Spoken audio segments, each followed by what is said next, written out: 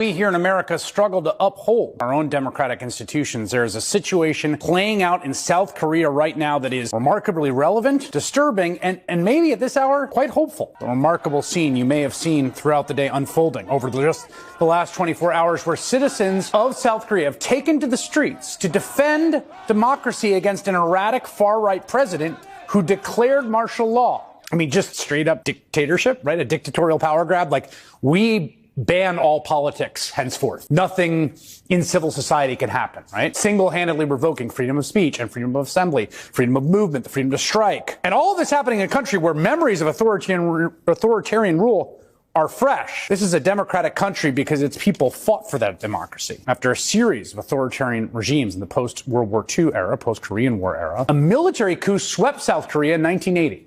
And in 1980, the coup plotters smashed protesters, established a one-party state that lasted until free elections in 1987, brought down through street protest, basically. And after Yoon's martial law announcement last night, well, South Koreans, on a dime, in the middle of the night, decided they were not going back. People immediately took to the streets in the freezing cold of night in their parkas, all ages. And they did not just protest for the sake of protesting. They had a very specific goal in mind. You see, the country's legislature could block Yoon's martial law decree with a simple majority vote. But Yoon's declaration banned political activities, and he sent soldiers to the National Assembly building, basically their capital, right, to enforce the ban and to block lawmakers from getting inside the building for a quorum where they could have a vote. And so what do? You get visuals like this. As civilian protesters teamed up with those lawmakers who rushed to the Capitol to help them scale the Capitol building and get inside to cast their votes. It was, as one commentator on social media put it, a reverse January 6th. Breaking into the Capitol to vote to save democracy, working together to get the National Assembly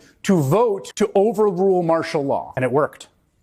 Within 3 hours of Yoon's speech, a quorum of lawmakers, I believe 190 of them, got into the building. They forced a vote to reject his martial law declaration. A unanimous vote, as the AP noted. All 190 lawmakers who participated in the vote supported the lifting of martial law. Immediately after that vote, television footage showed soldiers who'd been stationed at Parliament leaving the site. And 6 hours after he declared martial law, as the sun rose over Seoul, President Yoon Suk-yeol backed down. My bad.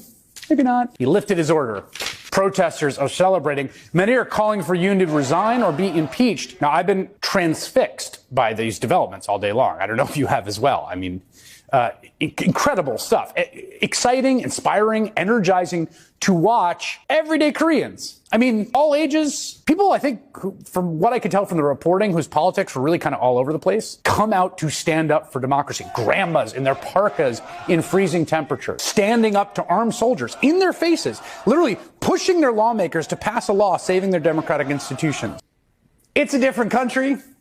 Different constitution, different traditions. I think there's a lesson there for us, right? Americans in 2024. Crucially, a reminder that in the end, the last bulwark of democracy, the people themselves, working with and through an elected opposition, unafraid to do the right thing.